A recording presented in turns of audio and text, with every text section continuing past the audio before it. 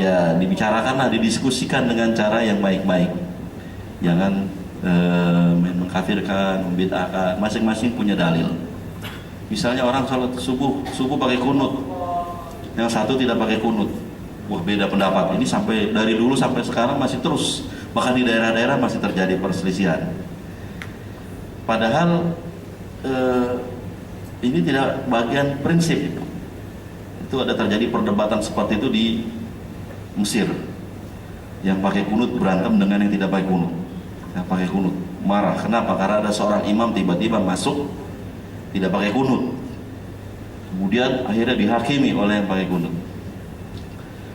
Kemudian datanglah seorang ulama. Bagaimana pendapat Anda terhadap perselisihan semacam ini?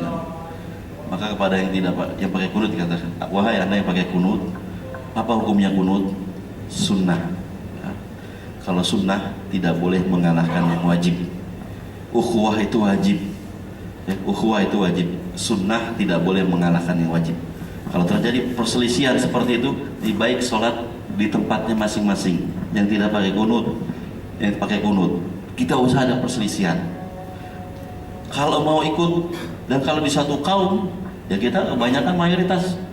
Kemudian kita jadi imam. Di situ mayoritas orang pakai kunut. Kita tiba-tiba jadi imam subuh. Kalau menurut ulama mayoritas, Anda sebaiknya pakai kunut. Kenapa? Karena akan terjadi fitnah. Kalau tidak, kecuali Anda terus terang, saya mau jadi imam, tapi saya nggak pakai kunut. Apakah hadirin bersedia? Kalau dinyatakan bersedia, nggak apa-apa. Tapi kalau tidak, harus. Kenapa? Akan timbul perselisihan, perpecahan.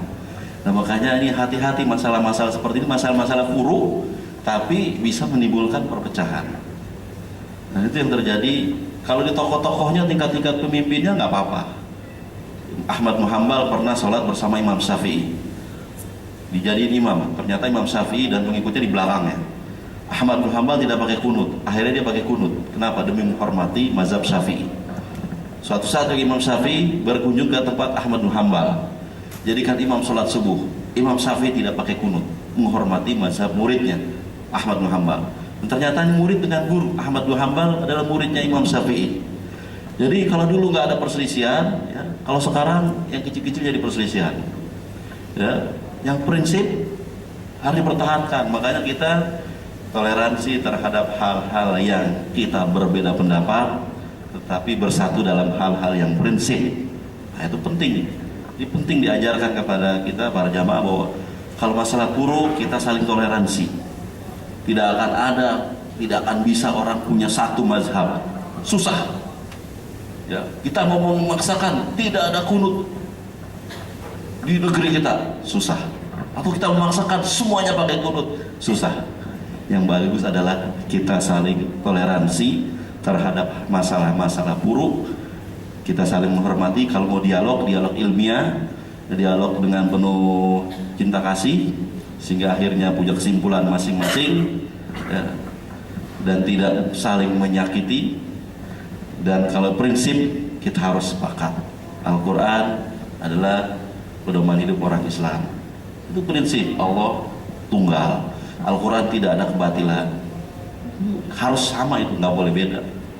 Nah jadi kalau yang puru-puru beda pendapat, kita saling toleransi. Kira-kira seperti itu jawaban saya.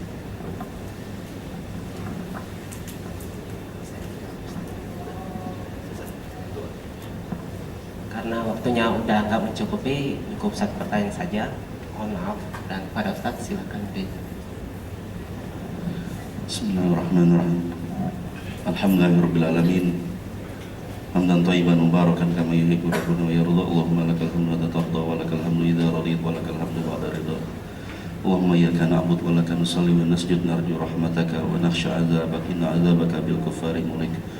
Allahumma nas'aluka salamatan fid din wa afiyatan fil jasadi wa ziyadatan fil ilmi wa barakatan fil rizqi wa taubatan qabla al maut wa rahmatan indal maut wa maghfiratan ba'da al maut. Allahumma hawwin 'alaina fi sakaratil maut wa najatan minan nar wa la fa'in al-hisab. Rabbana la tuzigh qulubana ba'da idh hadaytana wa hab lana min ladunka rahmah innaka antal wahhab.